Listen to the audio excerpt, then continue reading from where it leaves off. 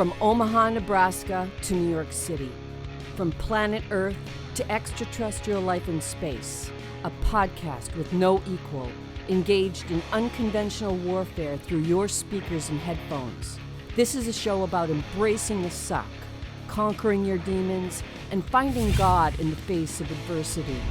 Chris Tonto Peranto. Twitch is on. Motherfucker, I'm gonna shoot you in the face. Ian Scotto. You know, Ian and I have been dating for a long time. You are now tuned into the Battle Line Podcast.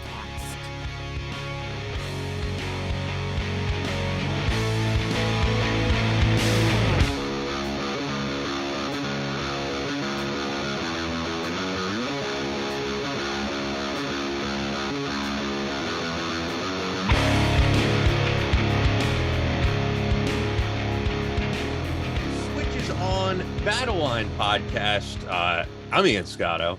I am Chris Peranto.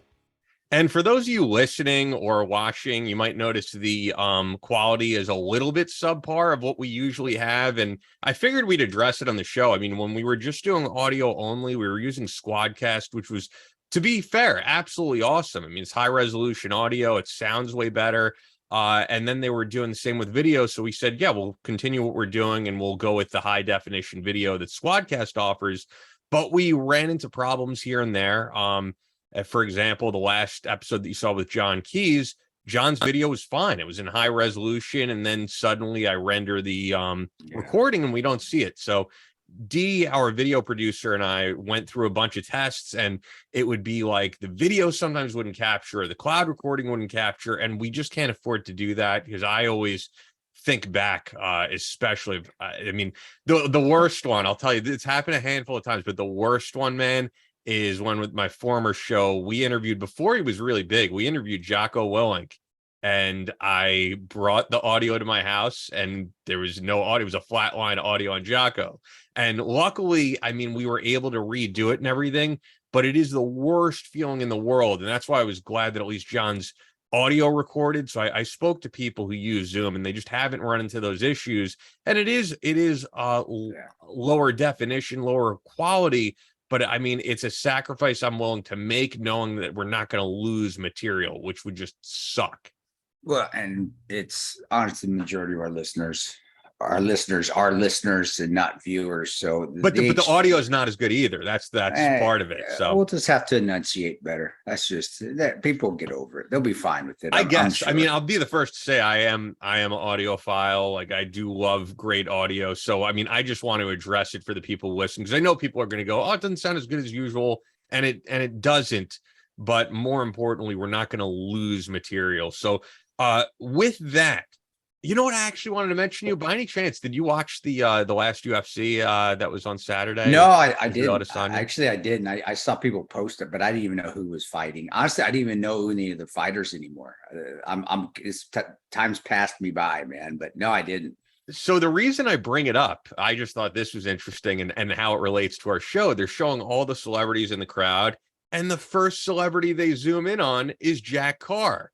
And I have to tell you, man, this show, the Terminal List show, has blown up everywhere I go. I see advertisements for the Terminal List. And it's funny because the first time I heard about it was when he was on with our show. And he said, yeah, we're going to have an Amazon series, the Terminal List. I think he announced Spencer Pratt.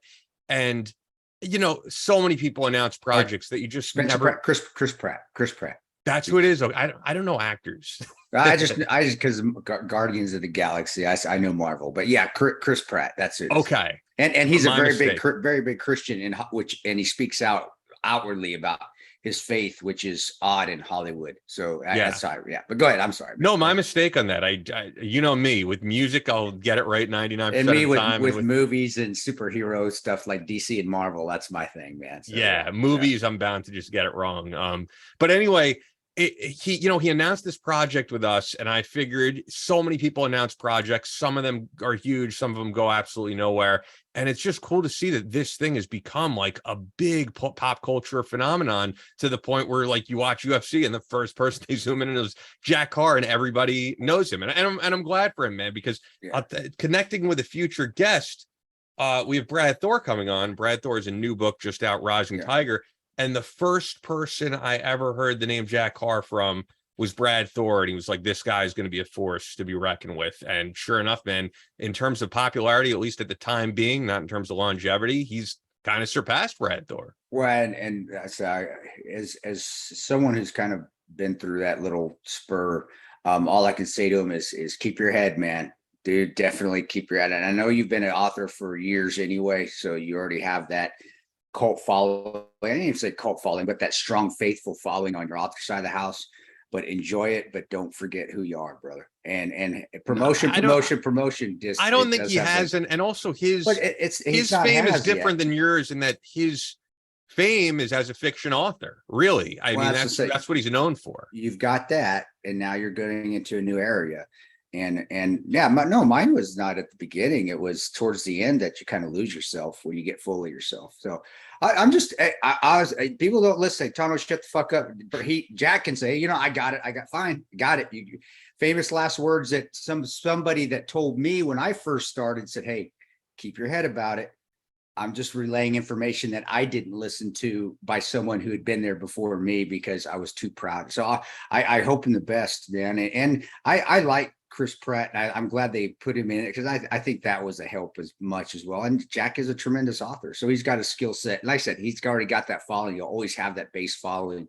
I hope he just remembers. Yeah, just stays himself. Which, well, time will tell. We'll see what happens, man. Yeah, I think it's so cool to see how big the show has gotten. I really do.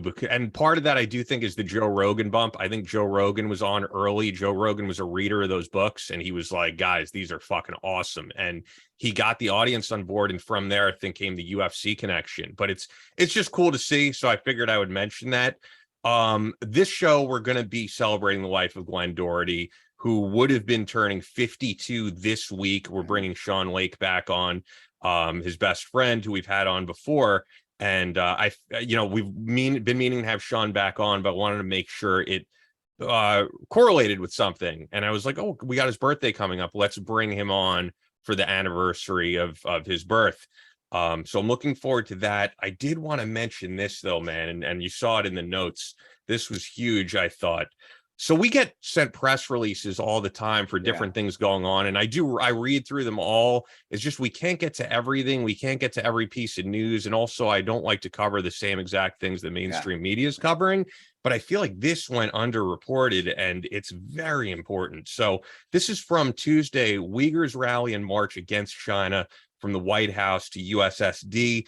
Uyghurs in Washington and Virginia will march in commemoration of the July 5th Youre massacre, and hopefully I'm pronouncing that right, on governments worldwide, including the U.S., to support the Uyghurs' right to self-determination by recognizing East Turkestan as an occupied country. So this took place from the White House all the way to the U.S. State Department on Tuesday.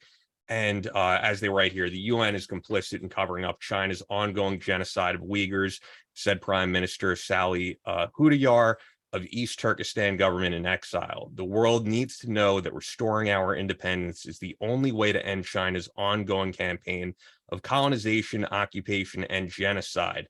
So we were actually even offered people who were part of this rally as a guest on the show. But we schedule things way in advance, and we don't really cover newsworthy things necessarily. But this is huge in the fact that we've talked about it when we've had Alex Hollings on the show.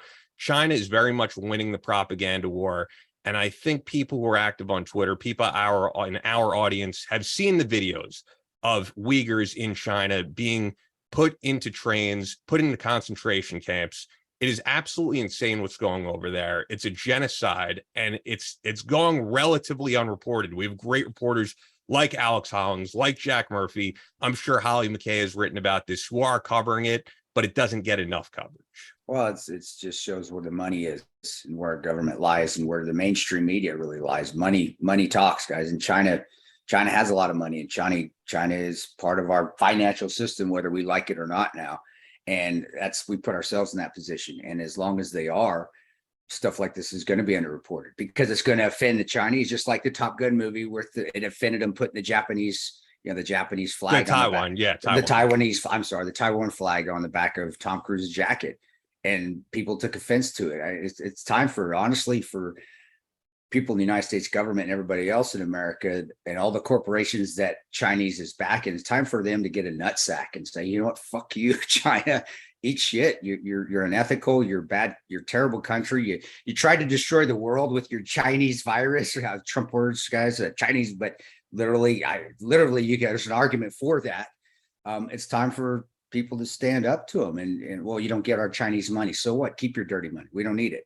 That's easy for me to say because I'm not in the government. I'm not worth billions and billions of dollars. So, but I don't think it'll ever change, brother, unless we start doing that. And it's going to take the corporations and the US government and the UN is another one that they're complicit to this all, to finally call China out and to stop using Chinese products and to stop taking their money. But I don't know. I don't know if that's ever possible because people, the world revolves around money, not ethics anymore. So I don't know. I mean, the other part of it, though, in terms of people in the U.S., Eric Prince and his group really need to be held accountable in terms of what is going on. What is your group, Frontier Services Group, participation in building what are essentially concentration camps? Now, I know he has denied this.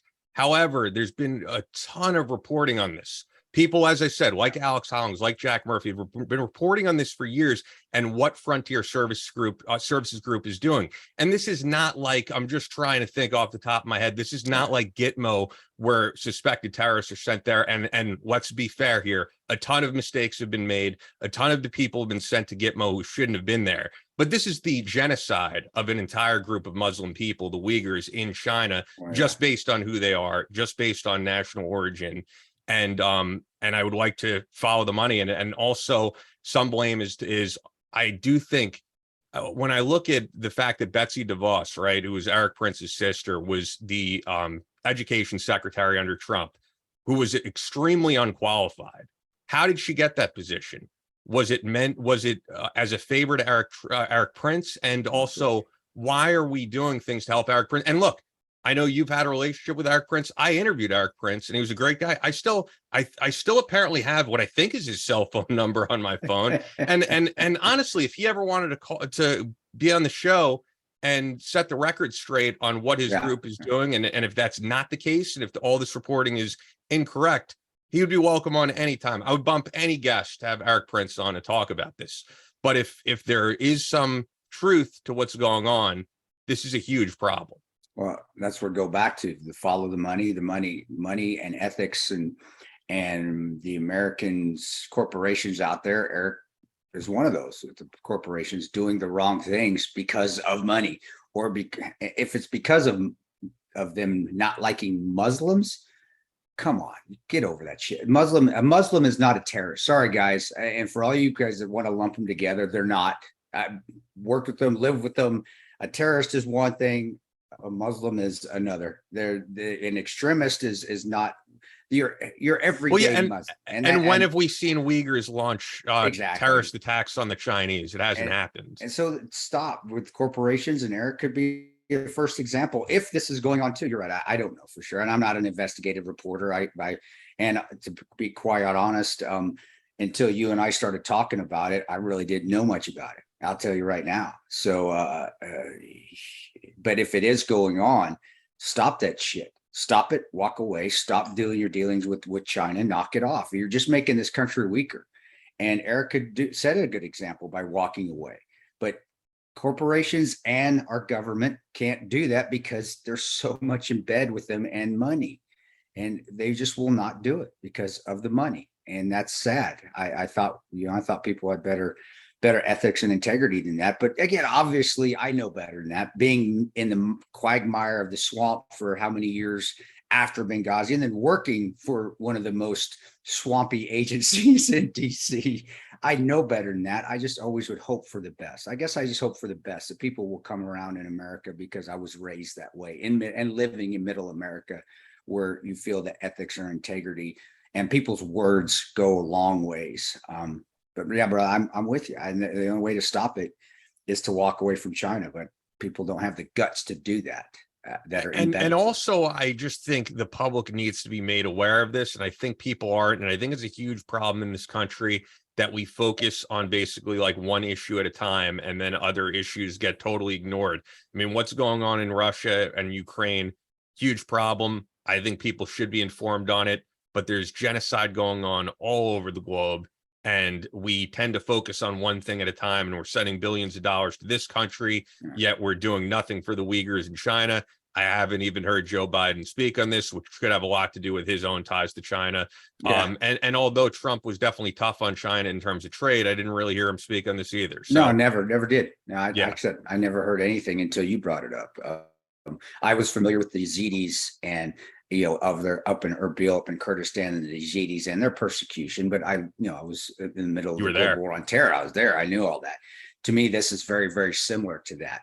But it's not, of course, not being reported. And again, a lot of it is because it's China and because of the relationships, the unethical relationships our politicians and corporate leaders have with the Chinese government and money. If you don't believe me, look at Disney. Holy crap. It's just terrible.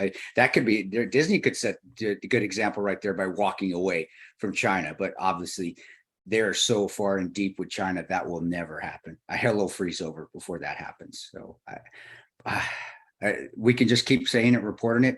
Good reporters like Holly McKay will report it, and I encourage people to sign up and get on her email list so you're getting her. She's a Substack too that you can subscribe. You can subscribe to, and you get you get her write-ups, and they're very well done. You can tell she just writes them very, very well. She's very happy because they're very in depth. I can tell the difference between hers and when she was at Fox, which was Fox. It was just like a blurb, and these ones are full on. But and pay attention to it, and then call out your leaders when you see it. And it gets bumped because of when you say that our articles have to be shortened. Like, I just know the nature of the news business, and you've gotten bumped from interviews, right? Oh, because yeah. Now all we're going to talk about is mass shootings, which should be spoken about. I understand, and also the Russia-Ukraine stuff, but there's other issues going on in the world that should at least be covered. And with the mass shooting stuff, I'll also say this. I think the worst thing that you can do, and these news organizations know it, is plaster the face of the shooter everywhere you go, because these people, they are all, I don't care what their political motivation is. I have no problem saying they are all losers. Yeah. They all want to become famous and immortal. And this is their loser way of going about it, by taking innocent lives. And we grant their wish when we plaster their face. That's why I have no interest in putting this person's face on the podcast or even saying their name. I don't want to make them famous. Like the Boston Marathon bomber, Sarnaev, when they put him on the cover of Rolling Stone magazine like he was a rock star. And I remember David Draymond from Disturbed saying, when I was a kid, Rolling Stone, like I envied to be like these people. And I'm absolutely disgusted. Like, this is not what I got into rock music for, to see the cover of Rolling Stone and they have, Boston Marathon bomber looking like he's Jim Morrison or something. And we've said it on the show a million times. I know I even said it, that, social media and the media itself are turning these guys into these arch enemies of what we grew up with. They're turning them into the Joker. They're turning them into the Penguin. They're turning them into all these evil, and this is what they want to be, all these evil megalomaniacs and homicidal maniacs that have all this popularity that they watch on TV, and they're just replicating it in social media, And I would have heard of the gun community, and I'm going to tell them here now, and you may like me or not. I don't care if you like what I'm saying or not, but stop posting on Instagram and Facebook all those pictures of killings of what would you do? Oh my gosh, what would you do in this situation where you see somebody getting stabbed and you use it as a training aid, and that doesn't help anything. The gun community can actually start by setting the example by pulling that kind of crap off, like you said, pulling that crap off Instagram and Facebook and Twitter, not just the mass shootings, but just those other things that are on there that they use for training value. Hey, and what would you do in this situation? What went wrong here where you see some woman getting shot or some man walking down the street that just gets stabbed out of nowhere? Use those for your classes. If you have classrooms, do them there. Put them in your classrooms for teaching value, but putting them on Instagram or social media does nothing except get you likes, which is what you're looking for. But it also, we're perpetuating this megalomaniac, homicidal maniac aura that we're giving these kids and adults that are just they're just losers. They're out there. They're completely lost it, and we're giving them the fame that they're looking for. Like, man, I'm going to be on this, even I'm going to be dead, but my video is going to be out there 8 million times, 8 million people, tens and tens of views. People are going to see it. Man, we're doing this to ourselves. And if the media is not going to pull that shit off, if other groups within social media are going to keep promoting it, then the Second Amendment, the gun community needs to do the right thing and stop showing that shit. And that's why we're saying it on the podcast here. And we don't care if, hey, unfollow us, don't like us, don't watch us because we're not real 2A community. No, fuck you. Yes, we are.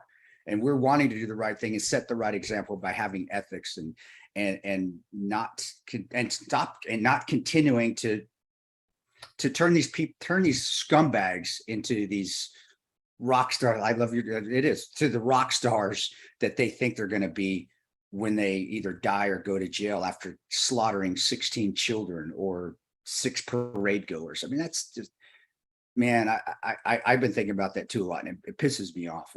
And we could as a gun community do the right thing and start speaking out against it, but also stop putting all that bullshit out there and stop labeling as training videos on Instagram. I hate that shit. I hate it. And some of those people that do it, I'm friends with. I know they're good people, but it doesn't help. It doesn't help the situation, and they need to stop doing it and to knock it off and pull them down. But I know we're going long, man. So yeah. No. We've got time because, as I said, Sean is running late, so we got plenty of time.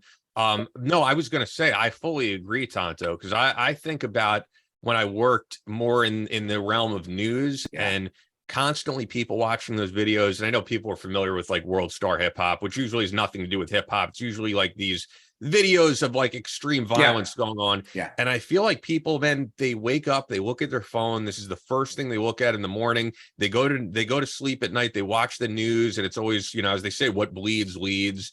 And it is just, it fucks with your psyche, man. That is not a good way to be going about life, that you're exposed to extreme violence at all times in a negative way. And, what ends up being like the glorification of this type of stuff.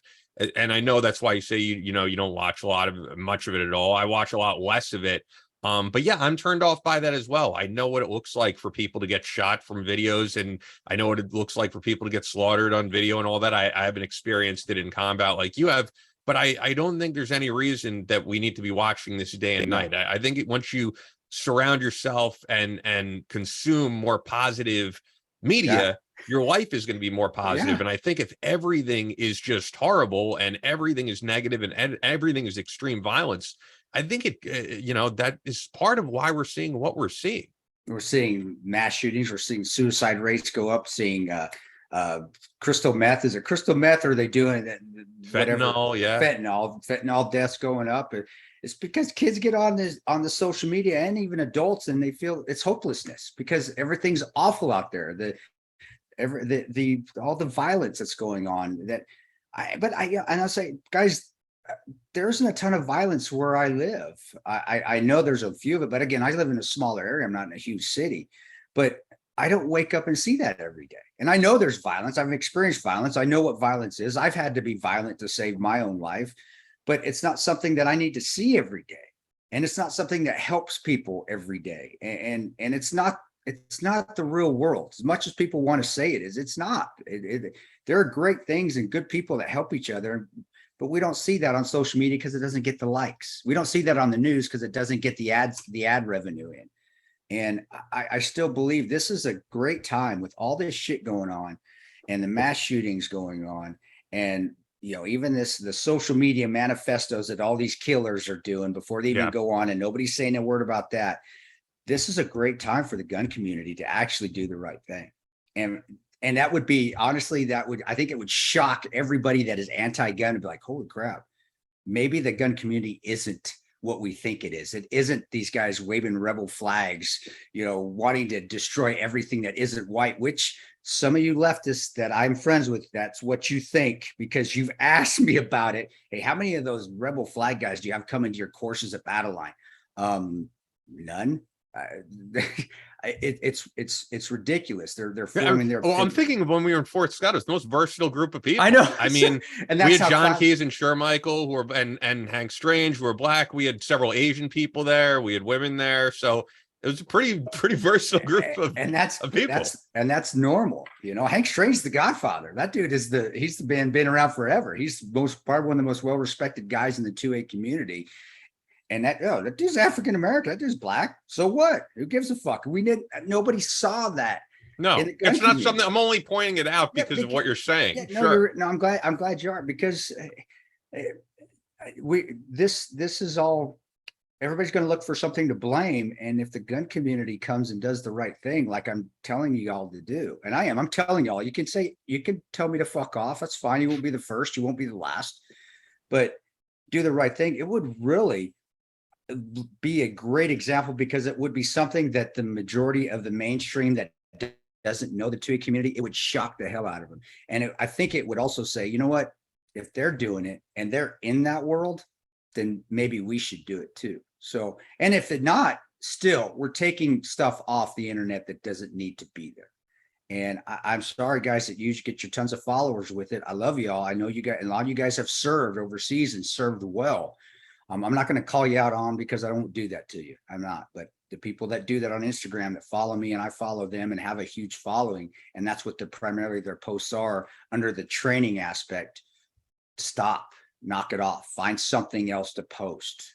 But if you want to use those things, use those training things for your classes, so you can actually talk about them. You can dissect them and actually use them for a training value than just putting them on social media, which is really just shock value more than anything else. So, bro, I'm with you, man. And that also, going back where we started with the Chinese stuff, you know, it goes back to that, to where maybe having ethics in reporting again, and reporting stuff that isn't just. And that's the thing. I think all this stuff is reported by great journalists. The truth is, we only, and I've said this before on the show, I know I have, we only have ourselves to blame. Yeah. The only reason this stuff is reported on so much is because maybe not this audience, but I'm going to say you people, as in everyone, as in our country, this is what we click on. Yeah, I have a great friend who is one of the best journalists who worked in Queens, and he's now working in real estate, because he's like, anytime I did a really in-depth investigative piece that I really worked hard on, it didn't get clicks. And then I would write some bullshit about whatever was the popular thing this week, and it would get all the revenue that the newspaper I worked for needed that week. And he's like, I don't want to do this anymore. And there's a ton of real journalists who are like, I put my heart and soul into these pieces. I do my work cited. I get my, sources, interview people. But it's not going to get as much as if you post a picture of this idiot who did this mass shooting. And these people I see on Twitter, was he a conservative? Was he a liberal? Was he a Trump supporter? Who gives a fuck? He's a piece of shit. Yeah. That's it's their fault. It's their fault. No, it's our fault. It's everybody's fucking fault, guys. When are we going to figure that shit out? And to quit, there's so many reasons why I am an independent, because I'm sick and tired of their fault. And the veterans can help me with this. Everybody that served in the Middle East and the global war can help me with this. Wars were started because it was everybody else's fucking fault. The only time wars go, the wars go because each side is right. Honestly, no side is right. The only side that is ever truly wrong is the side that kills innocents, kills children, kills and does it maliciously. And I hate to say, man, have I seen children die due to collateral damage on our end? Yeah, and you've seen reports of it as well. So to say that we were right as well, looking back on it, I'm not going to say I didn't like what I did. I loved my job. But there are times like, man, I don't think we're right. I don't think we should be here. I don't think we should be overthrowing this dictator, because this country's going to go to shit, i.e. Libya, i.e. Yemen. So it's the same thing here. Neither side is right. Christianity's right, or religion and faith is right. And I say it that way because I have Muslim friends, and they are just as strong in their faith, and they're just like me, is believing in Allah and God and what we need to. This faith is really generally the same. It's the extremists that are not.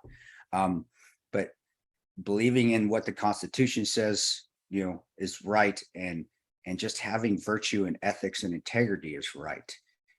And money is wrong, and likes is wrong. Money is wrong up to a point. You got to have money to live. Yes, it's nice to have money where you don't have to worry about, like what your buddy Unger said. Oh, Rick Unger, yeah. Fuck you, money. But does everybody need to have that amount of money to be happy? No, but I'll tell you no, you don't. You don't need the billions of dollars. Sometimes having more money makes it worse. The only thing money makes you worry less about is money, is having money, is paying your bills. But that doesn't mean that you need to go out there and sacrifice your ethics and integrity just to get more clicks and likes so you can actually get more money from endorsers and sponsors that want to use you as a public figure, because we're destroying the country that way. We are. And the media itself, you guys need to check yourselves big time. Mainstream media, corporations like Disney, you need to check yourselves. You're selling this country out. And I don't even think they even realize it. And if they do, they don't care. And that's sickening, because you are Americans, and you were starting most of your corporations out there. We're American companies, and this is the country that made you what you are. So I think you have a responsibility to stop doing the shit that's destroying it, and stop blaming it on a group of whatever, the 2A group, or the what's another group out there that would they're any supporter of any candidate. I agree. Political groups. I don't care if it's a Trump rally or a Biden rally. You're not going to find a lot of people you're not going to find anyone who agrees with what went on or any of these shootings. You're not. And I agree. To villainize everybody is just wrong. And but as I said, I do think just you could also point the finger at all these companies, but like I said, it's also just individuals. I think people feel because they're not necessarily buying magazines or newspapers anymore, they're not supporting a certain thing, but really your value now is in your data. And these companies are getting your data, and these companies they're selling your name to advertisers, they're selling people to advertisers, which is what all media is. But that's all based on what you click on. So if you're clicking on other things that are positive, and news stories that are underreported, then they'll be reported more. But if you keep sharing out, what is the big story, it's what they want, because it actually makes their job a lot easier. They're just covering one story, and then for 24 hours, you can just bring on fucking analysts about this one guy, and it's wrong. It is. It being in the middle of that too. It's hard to not go into that and talk about it, especially with people that have asked me to come on and talk about mass shootings and this. And being part of the E3 Farms Association and Battle Line, I know in the future I'm going to be asked about it as well. It's going to happen. But there's a way to turn it around where you don't have to talk negative. Yeah, he's a scumbag, he's a piece of shit, but this is how. This is what we need to do to fix it. Not just defend ourselves, but just be better people, be better humans to each other. And you're right. And turn off the media. I say that every time, even though they hate me for saying it. Turn off the media. Turn off. Get off your Instagram. Get off your Twitter. Go outside. Go enjoy the fresh air. Just go sit and talk to somebody, and get off this crap and quit clicking it, and stop following people that do post all that stuff. And I know how negative it can be. Believe me, having the ability to look back at my old accounts, which were really completely negative, my old Instagram and Twitter accounts, and I shit can those, but to see how easy it was to get followers in comparison to now, where I don't do a lot of that posting. People are going to say, Chris, how do you know that you're telling the truth on this? Well, because I've done it both ways. I know what it's like and how easy it is when I'm negative and I hate and I'm pissed off and I'm angry and I want to post. And I used to post those same kind of pictures, the training video pictures, the training videos of people getting hurt and stabbed and killed in this, and to see how the following just blew up like that. And then to get rid of all that because I knew it was wrong and it wasn't helping me at all. And then to start it where I'm trying to be more positive, and the followers are still there, but it's not even near as fast. It disappoints me because it shows me what people want to click on. And so I can say it with certainty. Yeah, we want to click on this negative stuff. Walked on. How do you know? Because I've done it where I've tested it, not by choice. It was just an accident because I needed to fix my life. And I can see that whenever I post anything about ethics or integrity, even if the picture is just the same picture as something that blew up on a negative side, it gets not even a third of the likes. And that's kind of disappointing. It really is. And it's kind of in how we are in our state of mind in this country. People don't want to hear that, or maybe they want to think about, when I talk about morality, that they don't want to look at their own morality and if they're having an immoral life. And maybe it worries them. Maybe it makes them feel guilty. But I'll tell you what, guilty and shame sometimes are great teaching tools. And I've been through both, and they've taught me. I'm not telling you have to guilt and shame everybody, but even in yourself, guilt and shame work well to fix your lives if you're willing to look at yourself, just as much as accommodations if you've done well. And sure. So it does. So probably more so, right? I mean, I do. don't think you really learn from, your wins and from celebrating. That is what I mentioned Jocko Willink earlier, but Jocko and Leif's book, which now I'm trying to think of the title, but that's what the whole book is about that they wrote. The whole book is, man, I'm going to look it up because I know that's what the entire book was about. And it was a good book. And it's actually what launched Jocko's career. Why am I forgetting it? Because that's the title of the book is basically exactly what we're talking about.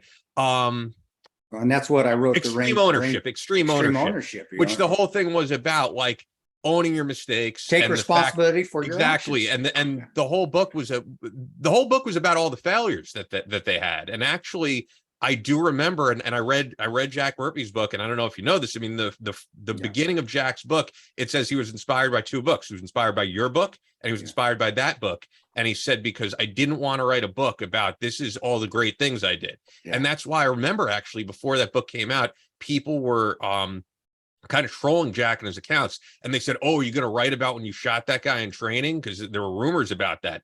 And sure enough, he writes about it in the book. And he's like, I fucked up. Yeah. And that's, that's how you how you learn. You learn from your failures, and you learn that's the Ranger way. That's all that is. What's the Ranger way about? Me being a fuck up. That's I tell people. But it's about having those failures or failings. And I want to say failings, because when I say failure, that to me, that's the mass shooters. You guys are fucking failures. You're losers. Yeah. A failing is just something that you shooting a guy in training. And Jack wasn't the first, and he won't be the last. It happens. That's what live fire training. That's why it's inherently dangerous, and you have to do it. But mistakes happen. But learning from that failing, so you don't replicate it. That's how you become successful. I mean, do you think Tiger Woods or do you think Bill Gates never failed before? And he's, oh my gosh, how many times I would put Bill Gates in the failure category. In the failure category right now. You're right. He has overstepped the line. I think he's in the evil genius category. He went to the failure side of the house, but Tiger Woods, yes, that's Tiger Woods, or just somebody in the IT, or if you don't like sports analogies, in the IT community. Do you think the IT community would be where it was at?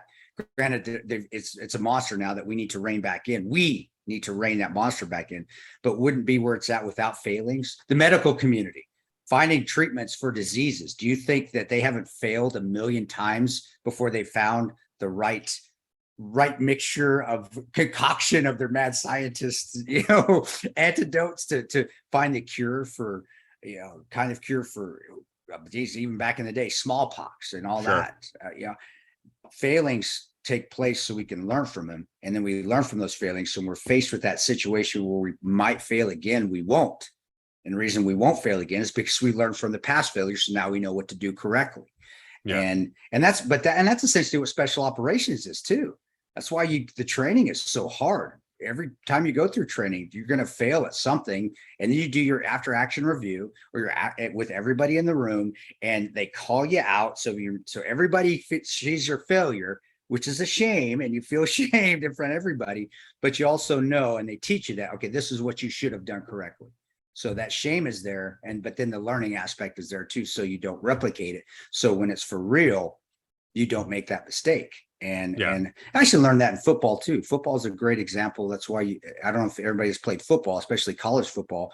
After a Saturday game or a Friday game, when you come in on Monday or even Sunday, you watch the game film and they dissect it. You do, of course. So that's where that Monday morning quarterback comes from. But with that, we do. No, you got it. Yeah. Is he good? Is he ready to go?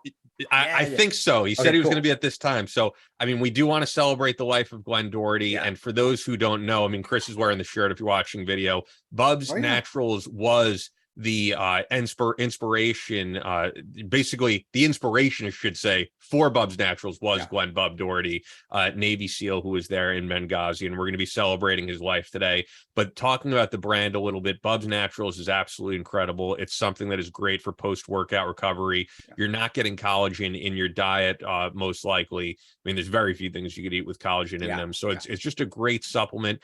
And they're fully transparent. It's single source, so you know exactly what you're getting. I mean, I mentioned it last week on the podcast, but there's been a big scandal with this turkesterone supplement because companies are not putting what they're saying is in their product. So I know when I take Bubs Naturals, I'm taking something that is in there and that is dosed exactly how it says on the package, and that it's helping with recovery, joints, skin, hair, nails. They're just all great supplements. It is fantastic. I have it in my coffee right now. Every morning I take 1 scoop of the protein and 1 scoop of the MCT oil. And then before I go work out, I take 1 scoop of the protein and 1 scoop of the MCT oil. And I'm 51 years old and I ran 5 miles yesterday and I worked out and I go and play soccer and I jump on the trampoline with my kids. I couldn't have done that without having the ability, Bub's ability to rebuild my joints and help with my gut. And it has been tremendous, life changer, and it tastes good. The MCT oil tastes better than any powdered creamer I've ever put in my coffee. So, guys, you got to try it. It's going to help you. Let it get in your system. It takes a couple months to get in your system. It does, but once that, you're off and running, and you start to feel the immediate results of healthier joints, stronger muscles. My hair and my nails grow now, and I'm 51 years old. Most guys are losing their hair. I'm actually growing hair. My nails are growing. It's fantastic stuff. And of course, giving back to the Glen Memorial Foundation makes it an easy choice to take Bubs. Yeah, absolutely, guys. And the MCT oil, the cool thing, as you said, with the flavor, it's that natural coconut flavor. So I love that. BubsNaturals.com, promo code BattleLine, and you get 20% off. It's the best deal you're going to get anywhere. BubsNaturals.com, promo code BattleLine. Also, as always, this show is sponsored by our friends at Fort Scott Munitions. Fort Scott is a manufacturer of multi-federal patented solid copper and brass CNC spun ammunition that is designed to tumble upon impact in soft tissue, leaving devastating wound channels for faster bleed out and quicker incapacitation. This ammunition was originally developed to innovate and improve on the standard of military-grade ammunition design. It was found that not only did the TUI ammunition outperform competitors in the self-defense industry, but it quickly became apparent that it would be a top contender for hunters alike. With the ammunition being CNC spun, the tolerances are some of the tightest on the market, ensuring they receive the same results with each pull of the trigger. Fort Scott Munitions is available throughout privately owned businesses in all 50 states. Just go to the dealer locator right there on the website. And what were you saying? There's one thing about Fort. You can actually start ordering ammo off the website again. They're back up to they're back up to their levels now. So if you want ammo, go online and you can order ammo. I'm sure state specific still, but go check them out, guys. And if you're in that state, you can order it and they'll ship it to you. That's perfect. And the website is so easy to go to. It's fsm.com. So when you use the promo code BattleLine, you're going to get 15% off on your order on most items. Once again, I don't know about the night vision, but it's only available to listeners of the BattleLine podcast. Fort Scott Munitions is a proud supporter of Chris Peranto, BattleLine Tactical, and the BattleLine podcast. FSM.com, promo code BattleLine. FSM.com, promo code BattleLine. There we go. Did you hear us? Did you see us? I heard you. I see you. So you're seen and heard. I'm going to say you're right, too. Like, it's not what everyone wants to be in the world. They want to be seen, right, and heard. No, not me. I want to be disappear. I want to go and nobody knows who I am anymore. Sorry about that, though, man. We were just, as you kind of know, we do the intro and we were wrapping that up. So I was, sometimes I have to cut off Chris and be like, we got to get to this shit, dude. Come on. My fault. Not to call it shit, because we're very excited to have you on. No, well, there's two things. One, I pride myself on being somewhat punctual. Yes. And then here I am going. I have to shoot you a note at 8 a.m. Hey, I've got summer camp, kiddo drop off. Oh, wow. I'm going to be about 15 minutes late. Oh, it's so fun. Oh, yeah, I talk about that. I want to talk about that. Definitely. Well, we'll get into it. What were you saying? Because I was going to say I'll give you an intro, unless you wanted to. You were finishing what you're saying. No. Let's let it roll. Like I'll roll right into what summer camp looks like, what the morning commute's all about. But I will say this before we get started, Tonto, if you want to roll off into obscurity and not be seen, right, and heard, you are in the wrong profession, my friend. I know. I don't have a choice. But the benefit of this, dude, is that my wife does it all with me now. So at least I'm not doing it alone, which makes it, that's why I'm smiling instead of like this when I used to do it on my own. I hate this. I hate no. So I'm good, man. I'm good. Thanks, man. I don't think I can retire now for another 10 years, but I'm saying this shit right now. But I know if I went away, I would be like, man, I'm kind of missing the Bubs and I'm missing the Fort Scott. I'm missing the podcast. So yeah. I'm just at that crossroads right now, that getting into the old age. I'm not quite ready, but I'm getting there. So we're good. We're good. Yeah, but I can still bitch about it. Come on, I'm a Ranger. Rangers bitch. That's what we do. Dude, we got plenty to complain about out there in the world. So we won't take that away. And yeah, we'll talk about it in 10 years. And you know what's going to happen in 10 years? We're going to say, yeah, I don't know. I could do it for another 10 years. I could do it for another 10 years. Yeah, that's true. Just give me some more Bubs. Oh, go. Yeah. So with that, I'll give an intro. We'll keep that all in there because it's fun. So for the audience, but with that, Sean Lake is on with us, co-founder of Bubs Naturals, best friend of Glen Bub Doherty. Sean was last on with us, episode 79, which was in April of 2021. And Chris and I have both been saying we have to get Sean Lake back on, but we wanted to do it for, a certain occasion. And when I was, coordinating with you, I was actually thinking, like, is there an event coming up other than, of course, Benghazi on 9/11?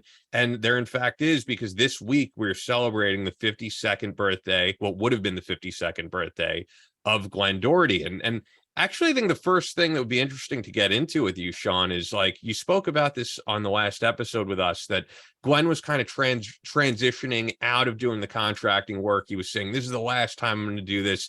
Your famous last words for a lot of guys. But I know that the one time I got the chance to meet Glen Doherty, he was doing some writing. He was transitioning into other things. And so I'm just wondering if Glen Doherty was still here with us in 2022, if you had to guess, and none of us ever really know, what would he be doing today? All right. One, that's a phenomenal question, because we're talking about, darn near 10 years after Benghazi happened. I mean, it's 10 years this year, which is mind blowing, because I can't speak for Chris, of course, but I can say, like, it feels like yesterday. Like some of those memories and kind of, from my side of that experience feel like it just happened. So where was Glen at that time?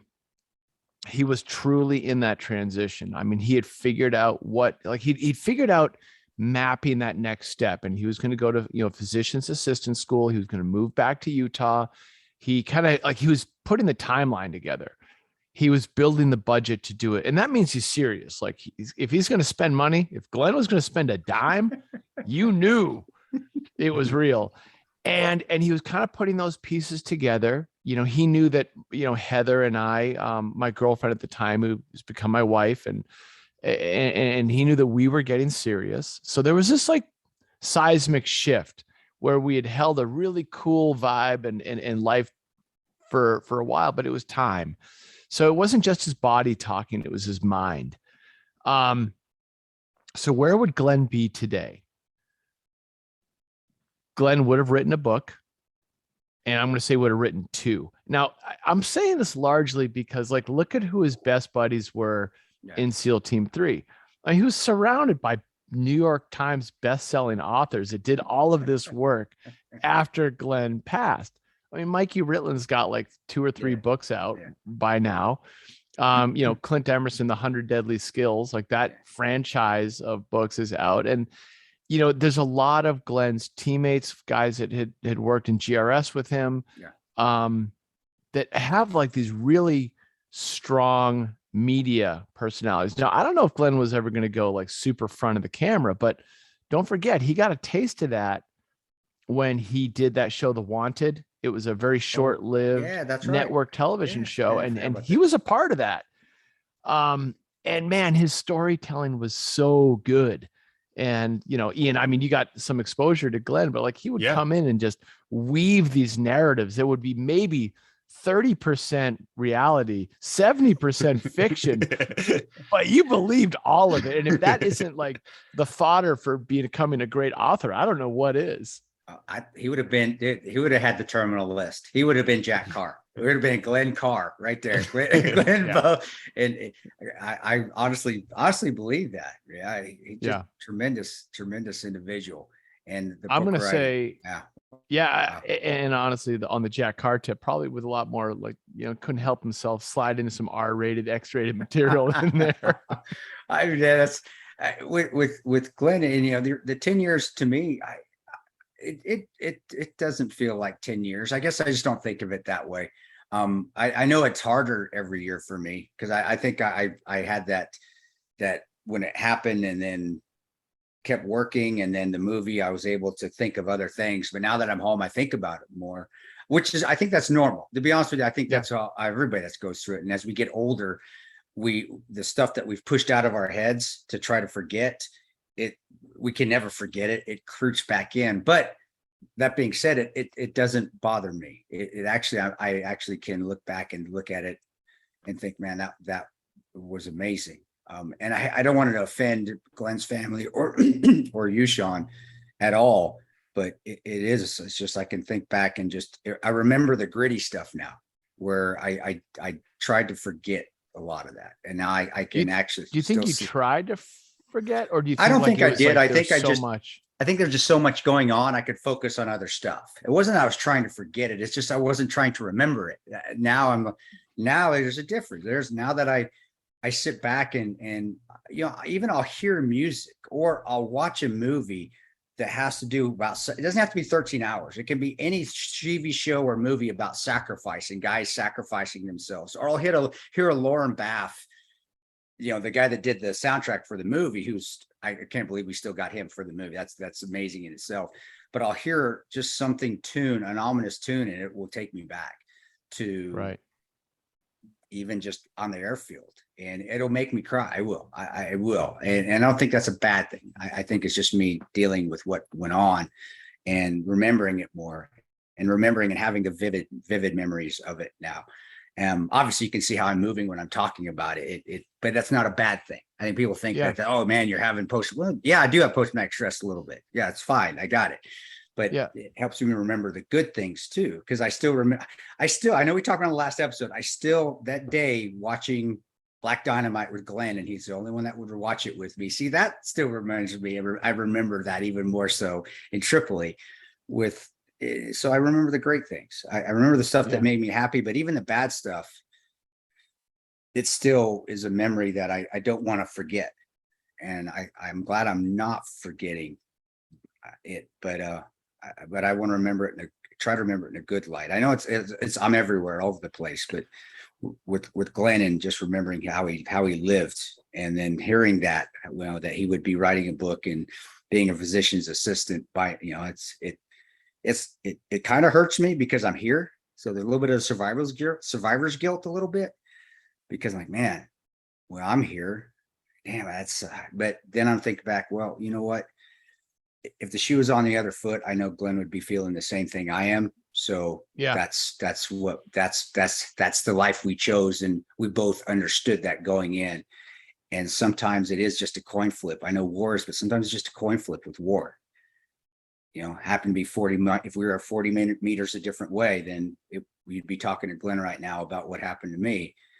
And that's okay, because I know that he'd be willing. He came to sacrifice himself, just like I was there to sacrifice myself for each other. And that's an honorable thing. And I'm proud I was able to experience what true heroism is. And that was what him and Roan displayed. I mean, who gets to see that? And I got to experience that. So I try to make it a positive. I know I'm making this a downer. I'm trying not to, but it's interesting, because this, again, we've had these conversations before since we've become friends, and it kind of gotten to know each other. And I mean, I'm littered with goosebumps right now. And I think there's a couple things, that I think about that kind of pull it back to the civilian world.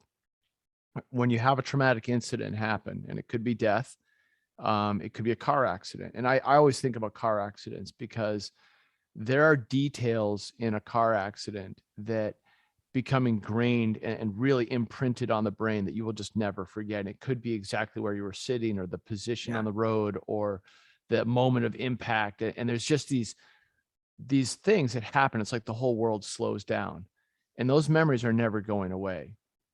You know, they're in with you, and you can try and like not remember it, especially if you're the one hitting someone else, or, you know, there's impact with that, but you don't forget them. They're not going away. And this, what happened in Benghazi, it was more than a car crash by a mile, but those memories are never going away. That incident's never going away. So as you're sifting through those memories and you're acknowledging them, you're doing it in all the right ways. Because at first, sure, there was so much that happened that it's not that you're running away from it. It's just, it's not necessarily like you can't take it all in. It's too much.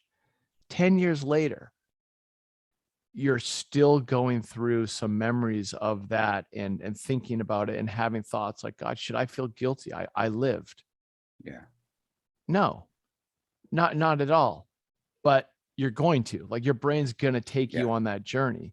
And it's your logical mind that's going to help you make sense of that. And you're going to think about like, hey, all right, in this case, what would Roan and Glen think? And I can't speak for Roan. I can barely speak for Glen, but I will say that he'd want you, you know, going out for a run today, sipping a little whiskey with a barbecue later on, maybe, or just enjoying a good IPA, laughing with your friends and family.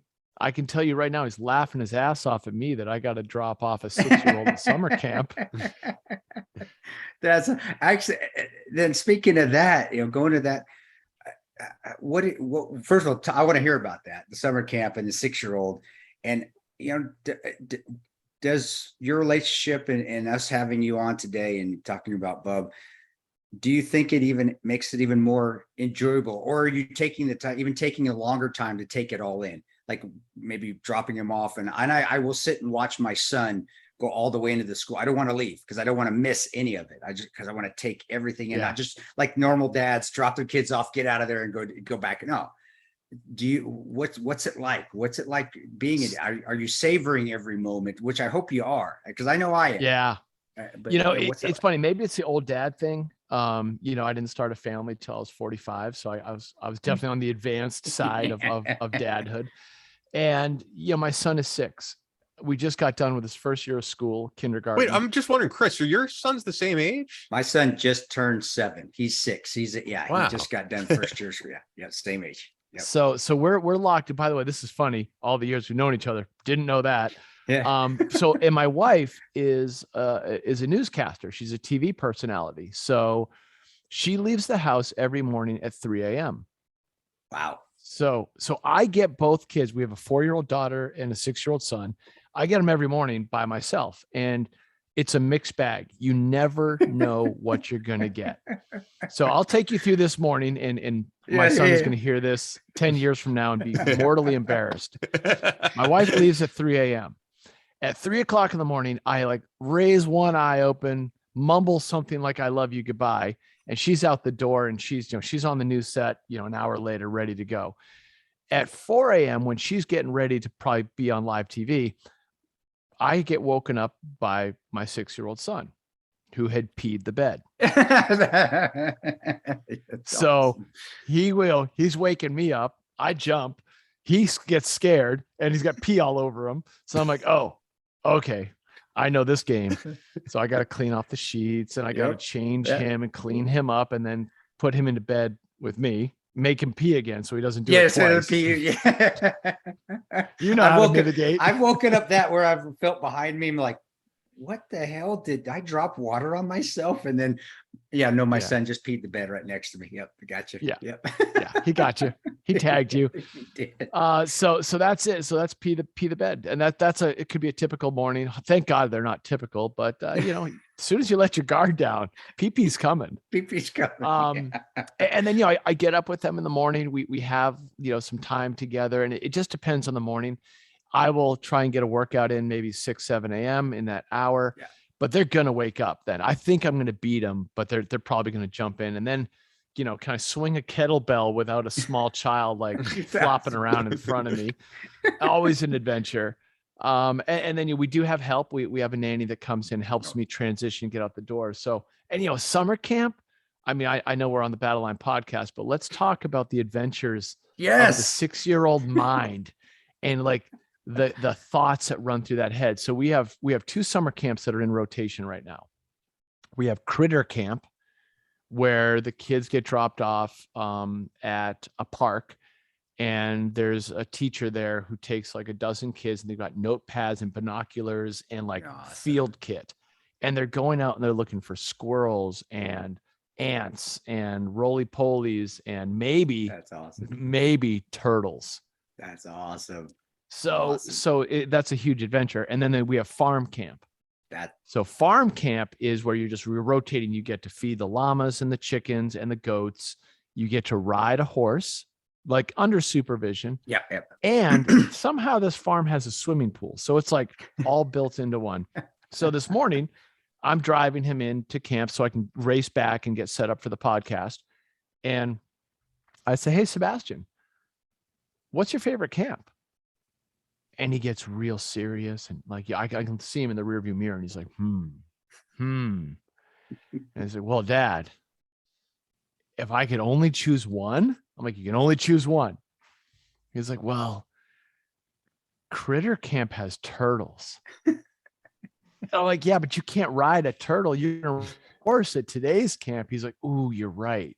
He can't make up his mind, like just going back and forth. He's like, but the turtles, Dad.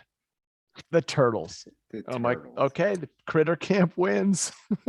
Turtle. That's so awesome. But you know, the whole idea is that, you know, here I am, we have this business to run. We have like everything's moving in light speed. It's 22. I mean, you got to unplug, and you know that, but sometimes you don't. Those are the moments that the phone just boop goes down. Yeah. You have the critter camp versus farm camp conversation, and it's hysterical and it's awesome. And it's kind of like what you said, you're walking in, or you're not walking, but you know, you're walking your son to school, and you see him take every last step till he's out of sight. And that look back, that hug, that last connection point, man, you just got to soak that up. I do. I'd savor every moment of it. I embarrass him now though, because he doesn't want kisses anymore. When he goes into he used to. It's like, how many kisses do I get before you go into classroom? He'll say 4, and now it's like, Dad, no more kisses. I don't want. But it's still the cutest thing in the world, because he doesn't want to be embarrassed. He's realizing friends and dads don't kiss, but I still do anyway. I embarrass him anyway. In fact, I make it even worse because he's doing. I said, well, I'm going to embarrass you now, and my daughter too. But they understand that, and it makes it feel. I didn't get to do that a lot with my other two. I really didn't, and so I'm having my cake and eat it too. I really am, because I got to do all those deployments, I'm Ranger and all this, and I thought I missed. You know, I'm getting to reconnect with my older kids, of course, which has been awesome. My son's 17; he's a tremendous athlete. I don't know what happened to him, because he's got my genes, but he actually has good grades. And he actually behaves himself. I don't know. And he doesn't get in trouble like I did in high school. I don't know where he gets it from, because he's got some mom, definitely. But it's been awesome, because I got to do all this. And now I get to experience that time, the young kid time that I didn't really get to experience. So those things that you talk about, as when you talk about them, it reminds me. See, and that's the kind of memories. I was going to say, this is making me wonder of another question. Actually, you know, you were talking about being a father later on in life. Chris got to experience that again later on in life.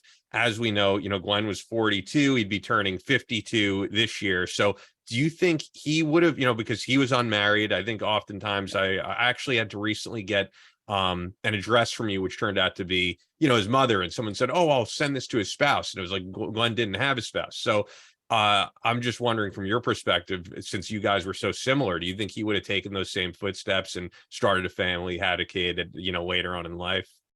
You know, I would like to think so, because I had like Glenn and I would have these conversations that were hypotheticals, and one of the more recent conversations before Benghazi, before he took off to Tripoli in 2012, was one of those conversations. And, you know, a lot of them before that were career based, like what are you going to do next? Because we would always do that. We did it in our 20s.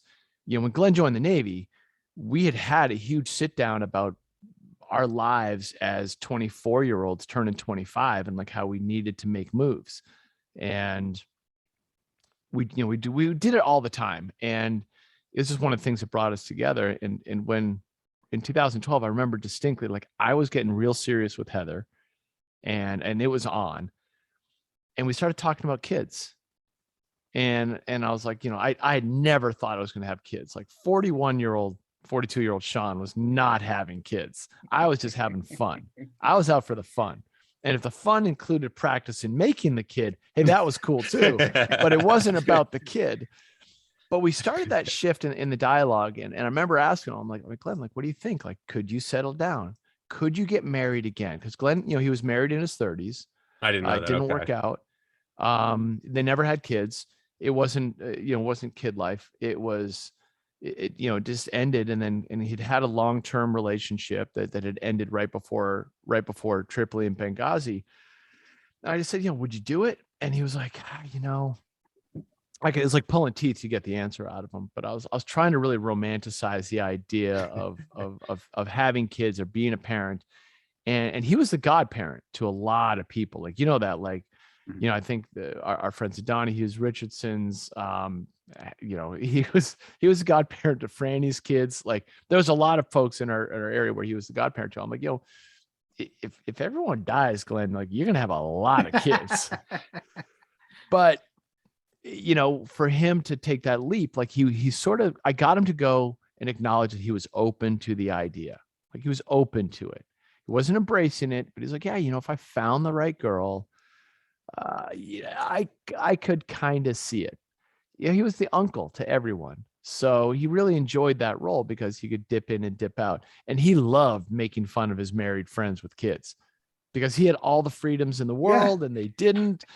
But now there's a big difference though between 42 and 52, right? Like there's a life shift. Like you're putting a decade on this, it's 20% of your life advances forward and your thought processes change and evolve. And, who you are full of piss and vinegar at 30 is different than 40, which is different at 50. It's not that the piss and vinegar goes away, but you evolve your thinking around it. And I think that idea for Glenn hadn't quite settled in. So I'd like to say that there's at least I'm going to give it a 25% chance that Glenn would 24.7825%. Yeah, almost 20. I think he would have. You're right. At 50, things change. They do, and I think your priorities change and they shift, and like you lean into family more. You lean into those closest to you more, and you're not maybe as salty as you could have been. And I mean, his lust for adventure was one of the things that kept him in the game as long as it was. Like he wanted the stimulus of, I get to go to Beirut, I get to go to Mexico, I'm going to go, surfing in Tavarua, then I'm going to come back and I'm going to go to Utah. And like he needed that constant energy. And I know because I was in the exact same boat, minus the deployments. The fun adventure and the idea of going to new places all the time. Like we were constantly seeking that. But that adventure can happen right around you. Yeah. Yeah. So I'm going to say, yeah, 25% right there. Do you think in just your own, at that age, and just you specifically, not really talking about Glenn now, but just your mortality, you feel your mortality at 50 or when you get close to 50? And that's why you slowed out. And that's why family becomes more important. And the adventures you want to have are with your family and not just out on your own or with a buddy. I know for me, or as he put it, practicing making babies. I know for me, that was, it really has. I had to step back and look at it, but my mortality was like, oh my gosh, you know what? I'm getting up there now. I need to experience this with the family, and I have. But is that not? Do you not feel that? What do you think? What are your thoughts on that? So I think you're onto something. Look, in a lot of ways, some of us are cut from a similar cloth, whether that be adventure or whether it be testing yourself, seeing what you're made of.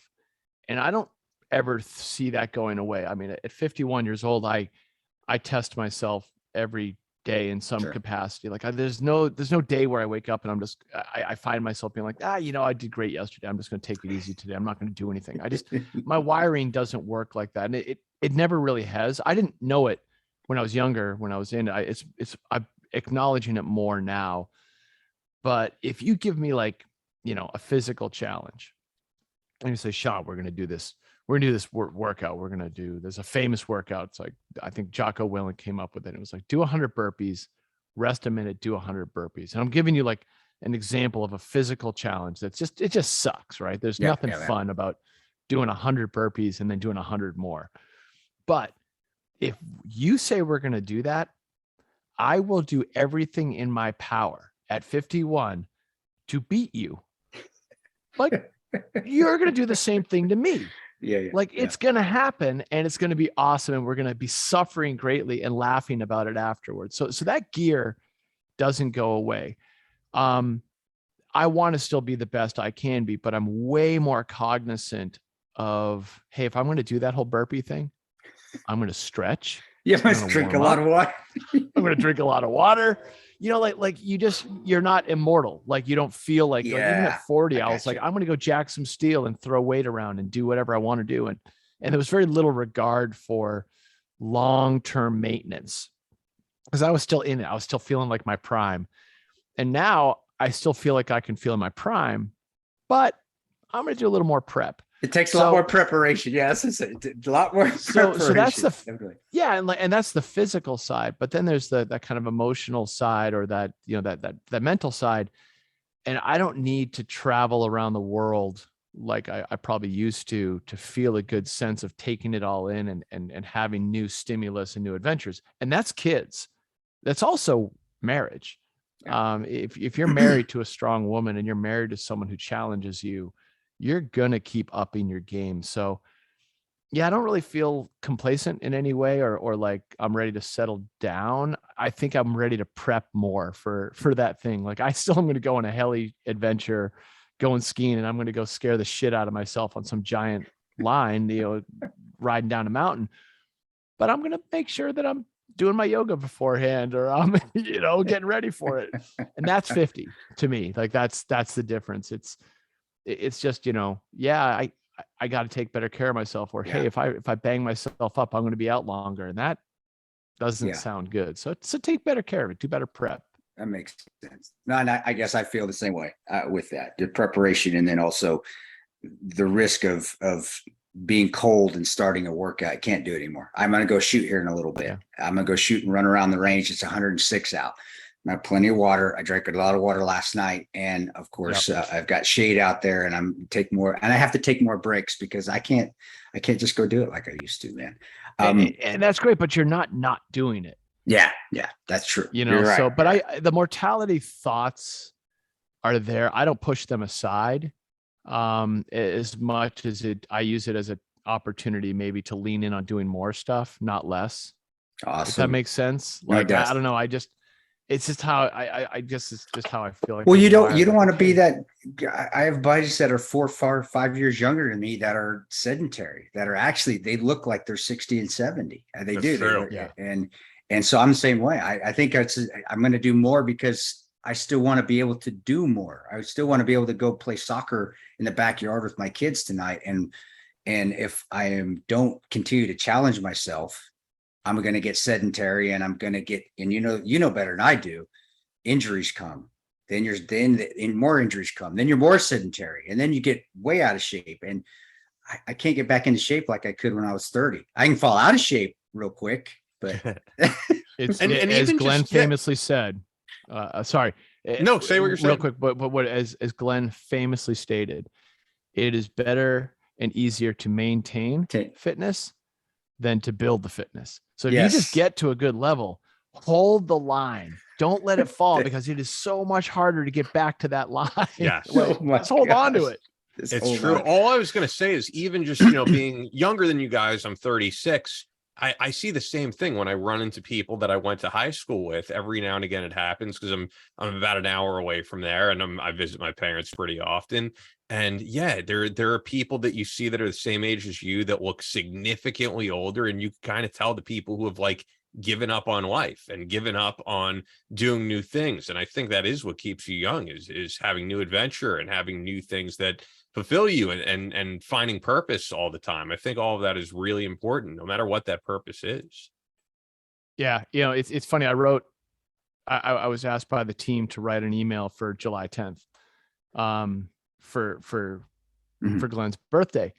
And, I always get hit with these moments where I'm like, okay, I could write something solemn and like, I could go where my heart is. Like my heart is going to have a moment of genuine like, missing Glen, missing him. And, like, hey, we would have been hanging out on his birthday if he wasn't deployed and, we'd be doing fun stuff.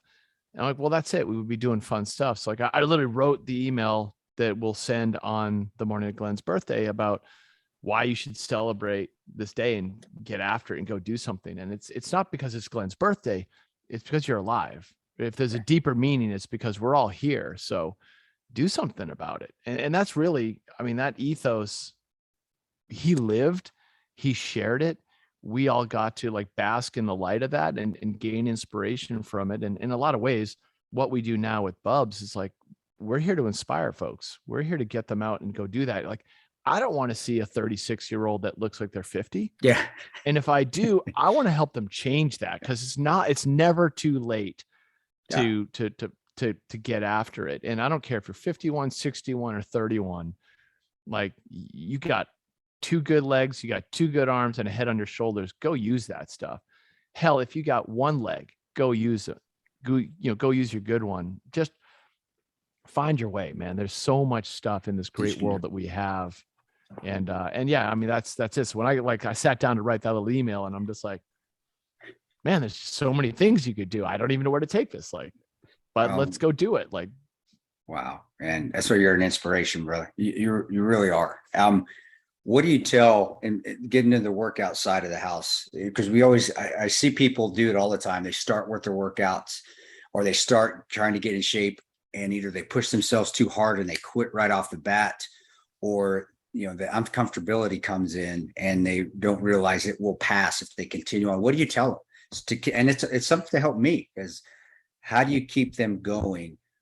Because they're going to be uncomfortable when you first start working out. That's just normal. What do you say to continue to pass that plateau or that obstacle and say, hey, it's going to get better? Or do you say this, or how do you structure a workout? So it starts easy and gradually gets harder so they don't quit right off the bat. You don't get the New Year's resolution out of the person that you see all the time where people start and then they quit right off the bat. What do you do? Yeah. How do you keep them going? What do you tell them? So it's a great question.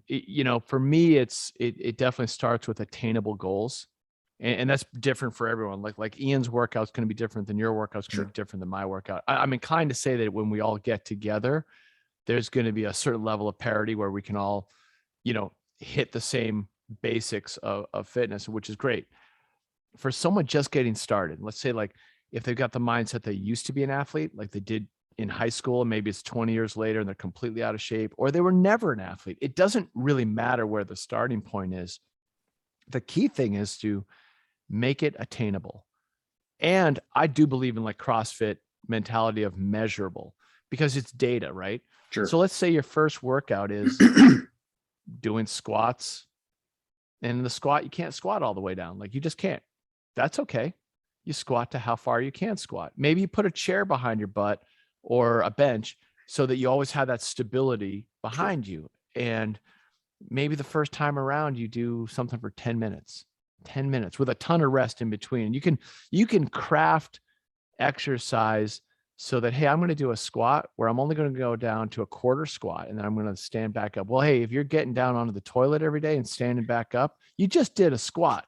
So you make it real life applicable. Push-ups can be done off the knees. Yeah. And you're literally eliminating almost 60% of that body weight by alternating your body positioning. And you just get down and you get back up and you feel, and you're eliciting a little bit of activity. You're there, man. If you can't run, but you want to run, can you run to the end of your driveway and back? Yeah. Just do a little shuttle back and forth. Just do it once. And then the next day you do it twice. And you just sort of build on these micro goals. And you make it attainable, because once you sell it down into a small bite-sized chunk, you're removing a lot of that resistance and excuses. Like, oh, number one excuse I ever heard to join, say, a CrossFit gym was, I have to get into shape before I can join the CrossFit gym. Well, guess what? You just took yourself out of the equation right there, right? No way. So do those things in a very small bite-sized chunk. And there is a wealth of information online that gets people started and huge inspiration. There's a group, so it's an offshoot of CrossFit called Street Parking. It's kind of a goofy name, but streetparking.com. And it's owned by former CrossFit, big celebrity athletes. And they set this programming up. It's like $19 a month, right? So it doesn't hit the wallet hard. And they give all these video versions of workouts every day, and they're all super attainable. And the kick-ass part of it is that like 70% of the members are moms who've had kids or just starting their fitness journey. And it is completely attainable. So you're going to see someone who is overweight, but they're just getting started. And these people are videoing themselves doing those quarter squats. And they're not like prime athletes that are getting paid for fitness. They are literally just trying to get it back. And they post those videos, and it's this big social community. And all of a sudden you realize like, oh, remember that excuse I had about I need to be fit to do this? That person, does not look fit at all. Yet here they are putting themselves out there with video, sharing with the world. And you see that crowdsourced support of like energy and motivation. It's all there for you. You just got to go looking for it. Be open to looking for it. You'll find it. Yeah, and what motivates people is usually just the physical. And I think until you get into working out, you don't realize the mental aspects of it. I think of that thing that Henry Rollins wrote out that you may have seen, where he talks about the iron mind, and he says like, when my body is weak, I think weak thoughts, and when my body is strong, I think stronger thoughts. And he's like, people could tell you you're the greatest, people could tell you you're a piece of shit, you're the worst. He's like, but 200 pounds is always going to be 200 pounds. And I read that thing often because it's so true. And I think once people get into it and they get into working out, eating good, supplementing right with supplements like Bub's Naturals, honestly, they're good. They're going to feel those mental goals that are, and that change in mentality and that change in positivity. It really, I know when I go a week or two without working out, and I have, like when I had to move into here, I feel down in the dumps. I do. Yeah. And that is that mental state. So if you're on the start of your journey, I'll use the whole COVID weird lockdown crap that we went through for 2 years, and I will not spice it up with social commentary, although I just did. But what I will say is that, so my brother's diabetic, and my brother has been doughy his entire adult life, like maybe a brief stint in his 20s when he was playing hoops. And he knows that I've always felt sharper mind when I'm physically active. And I learned that all from Glen. Like Glen trained me up, in my 30s when he would come home from deployments, and I soaked it up then. I apply it today, and it's a way of life. It's not changing. My brother's never been that way. So he's watched me be this gym guy and then feel better. Like he knew that there was some sort of mind body connection there, but he never did anything about it. As soon as pandemic hit and all of a sudden he's home alone, he's realized, he's like, oh, I'm out of shape. I'm probably 20 pounds too heavy. I am now really likely to become a statistic, like if I don't take care of myself. So he had that look in the mirror moment where he's like, is this what my life's going to be? Like, am I going to be the guy who dies of COVID because I'm obese or I'm not in good shape? And he came to me and he's like, hey man, I got to make a change. Now he did all of this thinking on his own. And I think we all can have those moments of thinking it, but taking thoughts and turning them into action is a massive leap. Yeah. But it's a very attainable leap. You just got to be willing to do it. And he did. Like, he called me up. He said, this is what I'm thinking about doing. I worked with him on some basic programming, and he reported back. And all of a sudden, a week later, he's like, hey, this is what I felt. This is what I did. And I would dial it up on him every once in a while. I'd spice it because he's my brother. But I only did that after I knew he was in. I'll never forget. I got him to elicit a good vomit after a workout. I'm like, man, you've pushed it when you're willing to puke after a workout. But it was over time. It was built over time, and it was something I'm absolutely thrilled to see, because now 2 years in on his journey, he's in the best shape of his adult life at 52 years old. Yeah, that's awesome. He's getting after it. I'm like, this is awesome. Like, you're texting me, telling me like what your new workout is and what you're doing. And sometimes I'm looking at it and I'm like, damn, dude, that's good. That's solid. So it's never too late. And, you just got to be willing to take it, like ask yourself the right questions, get in your headspace, get curious, and then take action. And it doesn't have to be monumental action. Like my older brother's first workouts were nothing to write home about. But for him at that time, it was that first step. So, I'm a huge fan of that. And I'm also a huge fan of the idea that it's never too late. And now he gets excited. And actually, can you elaborate on that? Tell people that once you start getting into it and you start making improvements and you start seeing that, how it makes you excited. It makes you want to go work out more. And I mean, I can hear that just by what I can hear just in his text. I can hear him saying that to you. And that's people don't think of that. And that you're excited to go work out. Like I'm excited to go work out every day. I love going to work out. Yep. And so that excitement that you're talking about, like that thing, it doesn't happen right away, right? Because first you got to get through the fact that like you're super bummed out because you're not in shape. And maybe you're feeling guilty and shame. And there's a lot of stuff that can circle around in your head. But that should never be the most powerful voice. The most powerful voice should be the one that's asking for change. And by answering that call for change, personal change, and doing that first workout, and then the second workout, and then the third workout, well, somewhere in there, and you know what they say about habits, it takes about 3 weeks to establish a habit, and then habits turn into routine and lifestyle, like gradually over time. You just got to set those micro goals, which is each day. But by that third week, chances are you're dialing that gear up ever so slightly, and you're kind of looking forward to it. And then you feel a little bit better. And it just sort of happens. And all of a sudden you don't even know it, but you're waking up and you're thinking about it. Yeah. Like, I'm ready to go. I want to go and do this thing. And then, inevitably after a while, you get those days you're like, oh God, I got to go do that again. And you do. And you push through it. And all of a sudden you always feel better. The shittiest workout still feels better than if you didn't work out. And I mean, I'll say that like fishing, right? A bad day fishing is better than a good day working, whatever that expression is. Yep. There's a bumper sticker out that for doing push-ups. I don't know. You're spot on, because that always makes you feel better. We talked about before you came on the show, and I am a big proponent of it, and I think Glen would be too, because of him being with the teams. In this politically correct, nice, everybody gets a trophy society, I think we've forgotten how important guilt and shame are in helping us actually improve. And the reason I'm talking about that is because you're talking about, no excuses. You're seeing somebody that's just starting to work out on Instagram, on the street Instagram feed, and seeing this person that's never worked out before, and now they're doing squats, and now you have no excuse and you're feeling bad because if they're doing it, why can't I do it? I want to start reinstating that. And if that's at the Battle Line podcast, we start doing that in Buzz Naturals, that there is value to guilt. There is value to shame to get people to improve. And in fact, I mean, that's how Rangers and SEALs become what we are, is because we don't want to ring the bell. We feel shame if we quit, if we tap out, we get on the truck. And that's what makes us push harder, not just the accommodations that, hey, you did a great job. I mean, very rarely did we ever get that shit going through in Docker. It was the embarrassment of failing.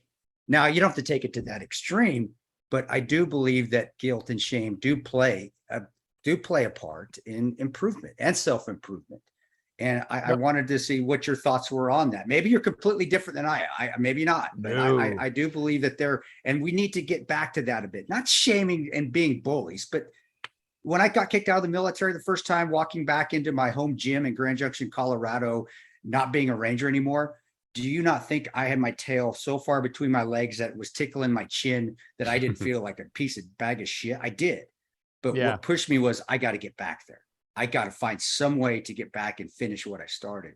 And that motivated me. And I think that helped me also, even in Benghazi that night. I was like, fuck it, shit happens. Let's just keep driving on and keep grinding on. So I do. I want to see if that's what you think as well, especially since you're in the industry you are, that to get people to work out and to be responsible, and also to feel a little bit of guilt if you're giving an excuse that you can't improve your lifestyle more than anything. So one, I'm just going to give pause and say I fucking love that, because look at, again, I mean, I'm going to use some Glenisms here because this is all tied back, and I don't know whether he said it or I said it, but because it's all in a blender at this point. But vanity is a good thing. And I do stand by that. And I don't mean 6-pack abs. I mean like your sense of self, right? I do mean 6-pack abs too,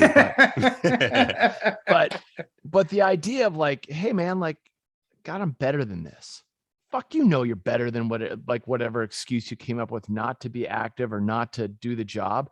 And it could be parenting. It could be, doing something at home, your chores. It doesn't have to be like exercise, but it's got to be that something where like, hey man, don't make an excuse. Just get it done. If you're pushing it off because you got a far bigger fire to put out before you do that thing, and that's okay. But that shame, that guilt, right here, use it as a weapon. Use it to drive you. Use it to get out and do the thing. Like again, that biggest gap is between identifying the thoughts and taking action.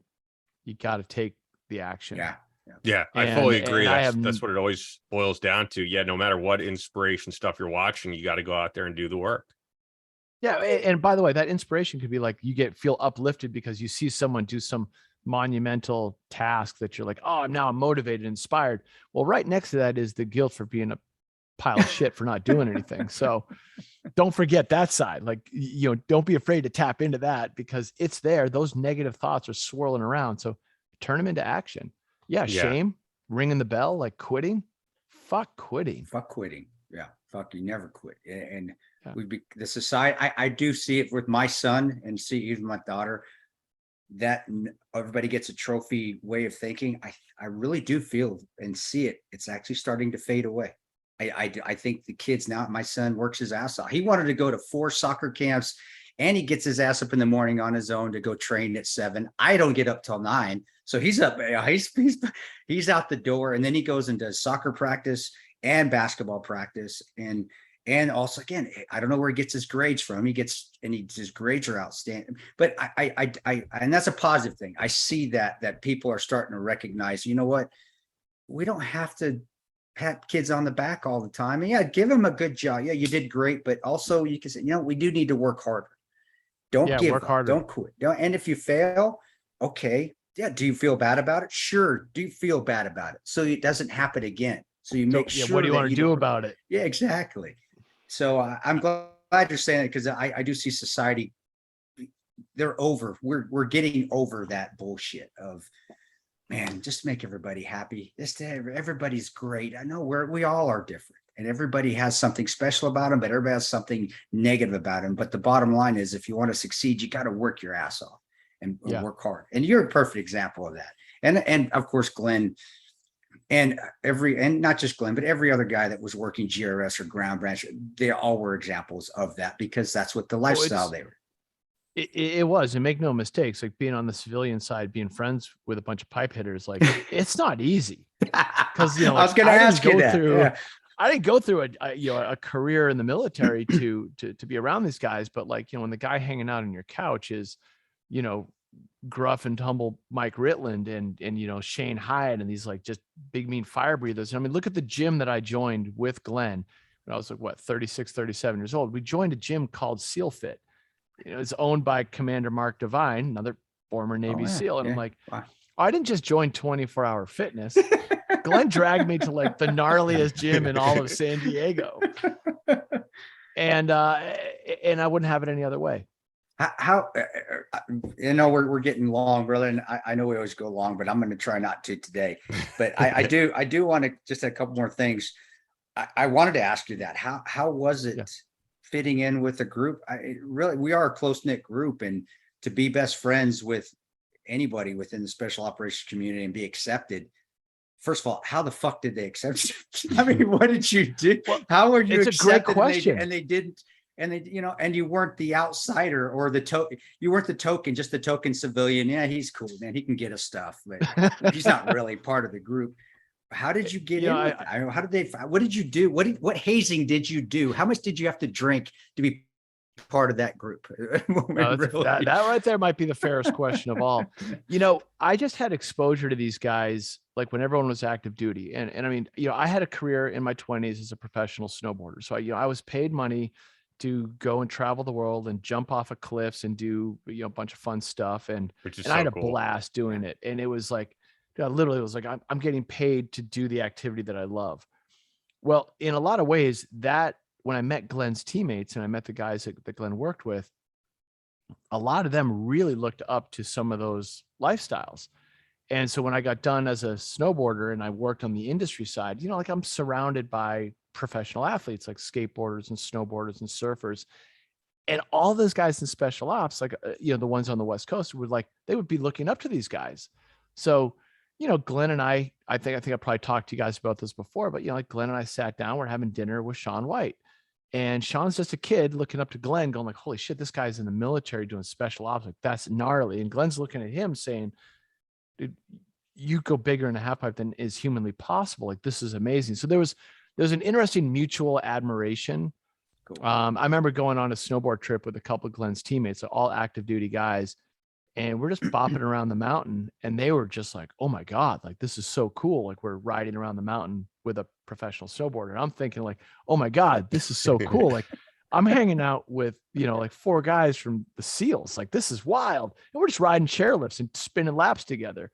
So I guess that was always built into it. So I don't think I ever really went through a hazing phase. I've just been around that community since Glen was active. And, when he turned 25 or 26 and he, became a SEAL, we were just always hanging out, barbecuing and hanging out.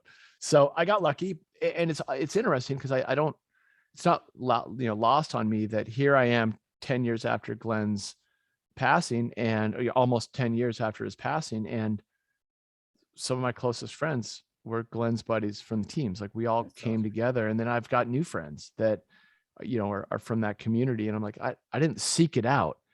We've just found each other, and it's pretty cool. Like, because they're, if you surround yourself with sharp people, that's going to hopefully make you sharper. And I really enjoy that whole idea of iron sharpening iron and being around good people that inspire you to be a good person and just be better. So, hey, I got lucky. I wouldn't trade my group of friends, for anything. And I love that they're always pushing to level up. That's awesome, brother. That's all. The only other couple things, Ian, if you don't, I know I cut you off sometimes when it's your turn. No, I have something Bubs related, but ask what you want to ask. Two things. I still never got a good answer, and you may not be able to give me the good answer. What was his relationship with Jenna Jameson? All the guys want to know that, but he never said anything about it. But if you don't want to talk about it, you can say, plead the fifth. You can say, I plead the fifth, do the Dave Chappelle. I plead the fifth. That's fine. You never asked that, so I know. I wanted because guys have wanted to. Guys have asked that, and I never wanted to offend him and ask that to. I'll be honest, to his face. So I guess I'm a pussy by not asking that to his face. But did he have a relationship? Because I know they were friends actually, because we became friends on social media. Myself and my old account with Jenna Jameson because of Glen. That's how we started. Now, I mean, we're not on my new accounts, of course, not anymore, because I respect my wife, and my wife would castrate me, and I love my wife, and I would not do. I'm not going to do. Yep. But, or she would respect that you have an affinity for for a true professional. Exactly. I undoubtedly. I don't think that flies. I can't. I'm not that good at bullshitting. I can't do that. So, did he have? I mean, was that because I'm assuming just because she was friends with me because of my relationship with, I'm assuming they were pretty close, and you can they're go pretty to close. Develop. Okay, do you want to keep it at that? Should we just no. Okay, here's what I'm going to do, because Glen would do it to me. I'm going to dime him out. All right, let's do it. So right now, anyone listening to this being like, oh my God, like Glen not only, is this larger than life personality, this national hero, like he hooked up with Jenna Jameson. Like he just became a level 1 rock star. So here's me popping the pin on that. All right, let's see, because I want to know. I want to know. Glen bought Jenna Jameson's biography when it came out. Okay, so he was like a student of the game. Like Glen and I would go to Vegas, and he would recognize porn stars in the hotel lobby, be like, "Oh my God, that's so and so from this movie," and I'm like, I'm just ignorant, right? I'm like, wait, can I ask something? Because when you said Vegas, by any chance, because I happen to know this, and Chris probably does too, SHOT Show in Vegas lands the week before the porn convention. So did you happen to be at SHOT Show with him, maybe? We were very close to SHOT Show. But like literally like that's so-and-so. So he had this built into him. He was a student of the game. And then remember, guys, we're talking, this is one step removed from dial-up internet. So, you know, when you're searching your online materials and you're going on a deployment, you know, Jenna Jameson was the goddess of this entire era. Yes. So Glenn, as you guys know, was, you know, famously friends with the founders of Nixon, the watch company. So these guys right here, local Encinitas brand. And we grew up with one of the founders, this guy, Andy Lotz. So because Glenn's a medic, they invite Glenn, all expenses paid, to go to Tavarua in 2010, I think, and be the island medic.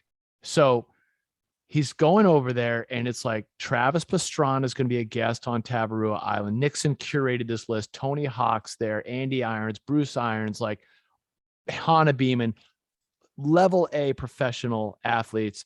Salema Masakela, the TV announcer who's all over, you know, all over the news stuff. And Tito Ortiz is there. Yeah. With Jenna Jameson. That's right. Okay. So you're there for 2 weeks. And you're on like a 1 acre island. Like you're having every breakfast, lunch, and dinner with these people. So, you know, Glenn's Glenn. He's going to strike up conversation with everyone.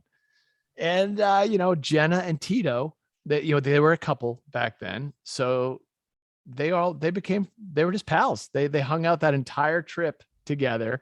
And Glenn and Jenna were like cracking jokes and, you know, just having a good old time. But he never hooked up with her. All right. That was Tito's girl. Right. So, you know, Glenn had total respect for Tito, and I don't think you want to go toe to toe. No, you can be whatever you want, SEAL Ranger. No, it's just like me trying to fight Andrei Arlovsky. No, I'm going to get my ass fucking handed 6 ways to Sunday.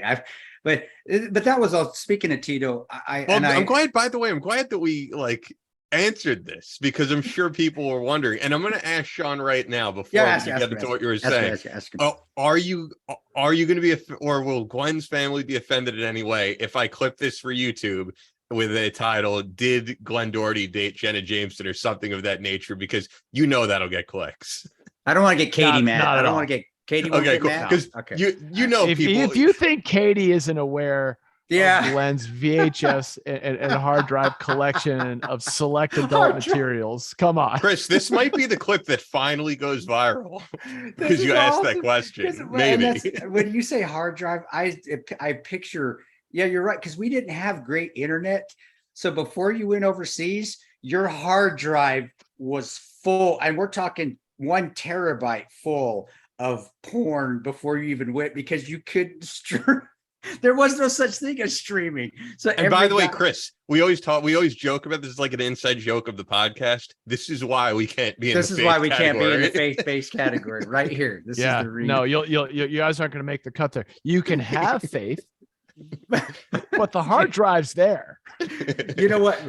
This is actually a funny story from Benghazi, is that I wasn't able to get all my stuff. I was the one guy that wasn't able to get downstairs and get my clothes and my hard drives. And so I always joked, somebody from Al Qaeda or Ansar Sharia or ISIS has a 1 terabyte full of porn hard drive that they got there, and you know they hit the mother load. So I'll be damned. They're watching it right now over in Libya or so, or in the Middle East. If you want you actually might have been the greatest way to break up Al Qaeda when, I know, when all those operatives are watching your porn collection, being like, "Wait, this is what life's like in America? I know. What the hell am I doing in this sandbox?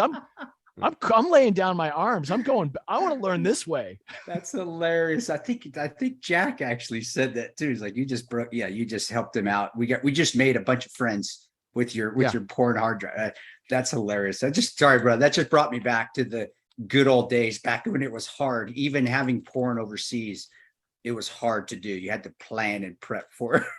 I never heard this rumor before, so I'm just glad that we got into it. But the thing that I wanted to ask before we wrap up here, in regard to Bub's Naturals, because to be honest, we haven't really talked Bub's Naturals, but we often do, and I think this audience knows, you know, the great work you're doing with the supplements and the work you're doing for the Glen Doherty Memorial Foundation, which really does help guys who have families, guys who have deployed and have families that are looking to go back to school, or family members who are looking to go to school of deceased relatives. Because I see what you guys do from just the Glen Doherty Memorial Foundation social media pages. But what I wanted to ask about was, I spoke about this on actually earlier in this podcast and the last podcast. I follow a lot of fitness stuff online on YouTube, a lot of stuff in the supplementation world, and there's always a lot of scandal involved in the supplementation world. And the latest one that I've heard about is this supplement called Terkesterone, which seems to be overblown of what it can do. I think when anything is blown to the fact of, oh, this is like taking steroids, but you're not going to have the side effects, it's usually bullshit. And I've always felt that way, because I think anything that's that powerful, you're going to have some devastating side effects. You're possibly going to have to be on for the rest of your life.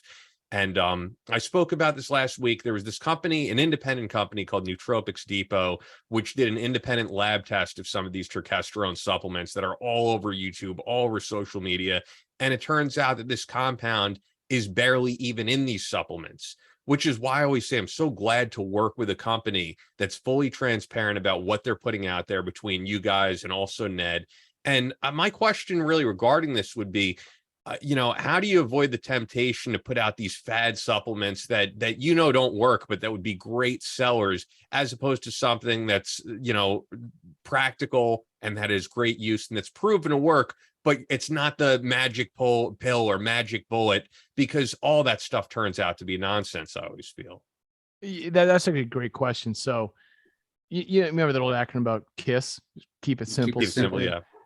Some of the best answers lie in the simplicity of what we have around us in nature. It's as simple as that. Like you don't have to invent something or find, what is that stuff made of? It's like some sort of insect steroid and like plant steroid, like all wrapped up together. And it's like, yeah, people want those problems to solve, right? Like they want, like, oh my God, this is going to save my testosterone. This is going to give me endless energy. I'm going to get huge and lift weights. Like, no, go lift the weights.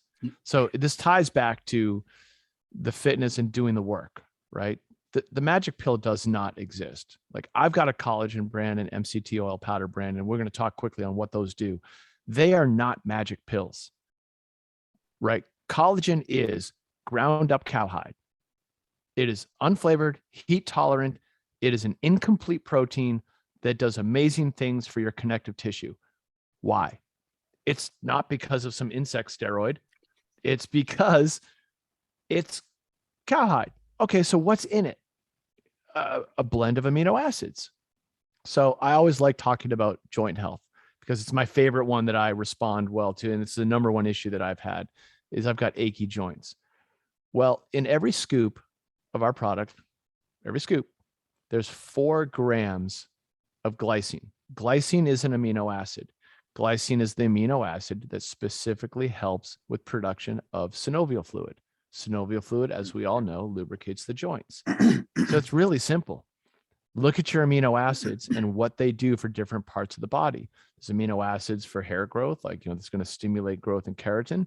There's, the glycine, which helps on the sleep side. It helps with, with joint health, like we already talked about. And like, you just read the back panel. It's all there for you, and it's in effective dosage. So you're just going from nature and taking what you've got. Same thing on MCT oil powder. All that is coconut oil. Okay. You guys see coconut oil at the grocery store every day. You take coconut oil, it's a long chain fatty acid, and you break it into a medium chain. You just break it into smaller fatty acid chains. Why? Your body absorbs it faster for energy. Your brain uses those healthy fats for fuel. And that fuel is mental clarity, mental focus. So, hey, you look at MCT and you go, oh, this is basically a functional creamer. I'm creaming my coffee or my smoothie or soup or whatever, and I'm going to get mental clarity and energy benefits from it. There's great gut health benefits from it. And it's all coconut based. It's just a coconut. The powder is just tapioca starch. There's 2 ingredients in it. Like, you can do so much with such simple things. We're launching an electrolyte product, a hydration product in a couple of weeks. I'm psyched. And that's awesome. It's going to be fun. So we called it Hydrate or Die. And because, we got to have some fun with it. But it's all based on 2 ingredients: evaporated coconut water That's it. Just take coconut water, which is loaded with potassium, a little magnesium in it, and evaporate it down to powder and add a quality mineral salt to it. So, because you need sodium, you need potassium, you need chloride, and you need magnesium for a functional electrolyte formula. You can do that with 2 ingredients. So skip all the crap that's out there with all the scientific names of ingredients you don't understand. And you can go for something that is going to truly benefit. Every time you sweat in 100+ degree heat, good Lord, you're going to have a functional electrolyte that's just sourced from that same coconut that I'm getting my healthy fats from. And so that's the idea, is just keep it simple. We don't need to find the most obscure plants in ineffective doses and then hop onto Joe Rogan to get some sort of conversation started about something that's going to sell 1 million units but be full of shit. I'd rather genuinely change a life. I'd rather genuinely help someone on their wellness journey than think of something, be like, oh, I think this is going to really go. This turkey stuff's going to be awesome. No offense, it might work. I honestly, that was really my next. I just wanted to talk more about Bubs because we hadn't talked about it a whole bunch. And that was, I guess the only thing is just mentioning that. And I saw that you guys are in Vitamin Shop now, which is, I think that's pretty awesome. I mean, that you're actually on the shelves and starting to move in. So it's just not online, which to me, that shows that you're extremely successful and it's working. And I know the stuff works, obviously. Been taking it for 2 years. It's freaking awesome. And do you see anything in the future, Vitamin Shop? Are you talking to other people as well, getting in more stores, maybe even grocery stores and so forth? What's the future look like for that now as on the shelves, just in stores where people don't have to just order it online? They can actually go down to their local market or health food store and find it. Yeah, that's been an important part of the business. I mean, our business was founded direct to consumer. It was our website, Amazon, get in the hands of folks that want to have Bubs. And we didn't know a thing about grocery store. We didn't know a thing about Vitamin Shop. We didn't know that business. Well, when we were hitting the 4-year mark, this might make sense. And remember, we do a lot of this around the idea that, hey, 10% of profits is going to military charity. It's going to Glen's charity. It's going to these causes. Well, if you're not profitable, you're not donating anything. So one of the things we've been wary about with retail is that you don't make a lot of money. Yeah. In fact, you actually go negative for a long time before you make money. So, we looked at the business and said, okay, well, this is a channel that's not going to be profitable. Therefore, we're not fulfilling our mission. Therefore, it's not a priority. Okay. But then there's that other argument that says when you are in Vitamin Shop, you're more accessible. You can reach more people. And in the long run, you're going to be more profitable and you're going to be able to help more people out, with charitable giving and just with the entire cause. So we had to make peace with that and recognize that, hey, this is a long game. We're here to make a difference long term, which means we're going to go into Vitamin Shop. We're going to go into grocery stores. We're going to take our time and do it thoughtfully, but we're going to expand out. And then eventually, people will hear about the brand on Battle Line. They'll go to their local grocery store and see it there. And it'll be convenient. They won't have to pay for shipping. They'll just say, hey, look, it's right here. I can grab this. Oh yeah. Ian was talking about this. I want to check it out. Chris was talking about this. Let me grab some. So we need to be in more touch points, because if someone listens to the podcast and they go, hey, that's a good idea, I'm kind of inspired, but they don't actually go and make the purchase, well, then, we didn't do our job. But if they see us later and they make that connection, then, hey, we have to go down that road. But if you do see it, I always say, you're going to get a better deal through us. So of course, go to bubsnaturals.com, use the promo code BattleLine, and you're going to get the best deal. Before we go, unless you have anything else, Chris, I wanted to mention 2 things real quick that are unrelated to all this. Brad Thor's new book, Rising Tiger, is out now. It's great. It's a great book. We're going to have him on in 2 weeks, and I wanted to promote it out because, man, this is Brad's 21st book in the series, and the fact that he's had that longevity is completely incredible. And he's always been a loyal supporter of everything I've done, quite honestly, and this podcast. He's one of those guys who will put something up that we put on his main page and give us credit, and he's gotten us a ton of followers that way. So I always support everything Brad does. He's just a quality guy, and I'm excited to talk to him again. So go out and buy Rising Tiger. And then the other thing I wanted to mention, and I know this guy was trying to get in touch with you, Chris, Mike M, our friend from Stallion Squad Fitness at Stallion Squad Fitness on Instagram, has teamed up with Colorado Springs VFW for this annual pig roast and bench press contest. And Mike is personally donating $10 per rep to the 14th Hour Foundation. Oh, thanks. So he was like, I want to get in touch with Chris. And I told him I would talk about this on the show. So August 13th, from 12 to 2 p.m., if you're in the area, at the VFW Post 6461 in Foundation, Colorado, they're going to have that bench press contest, and they're going to have the pig roast. And is it Foundation or is it Fountain? Big Mike, you're talking about Big Mike.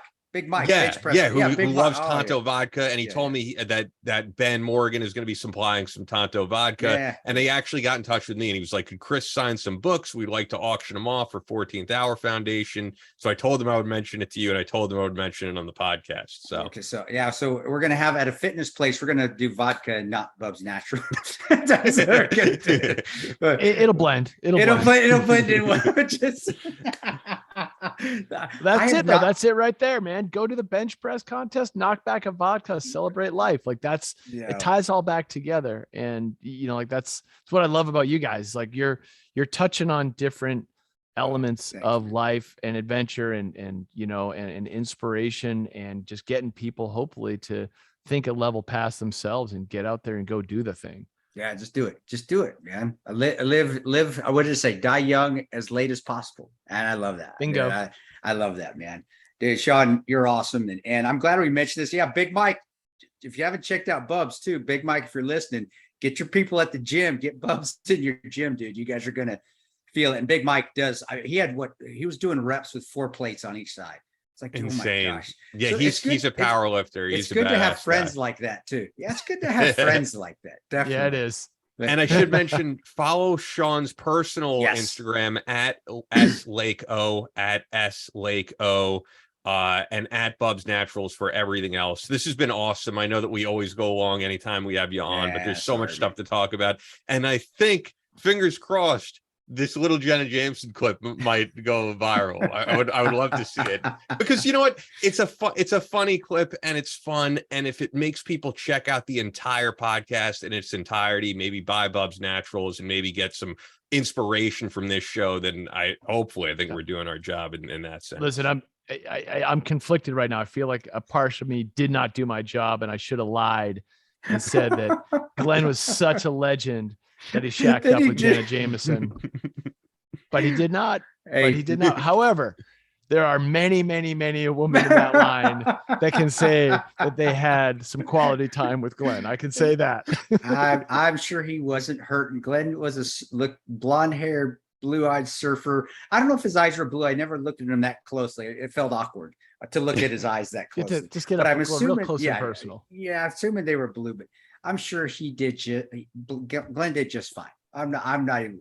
And honestly, I thought it was cool too to have Tito Ortiz, when you mentioned, he really supported us when the book and the movie came out. He was big on Instagram to get the truth out, and and keeping here.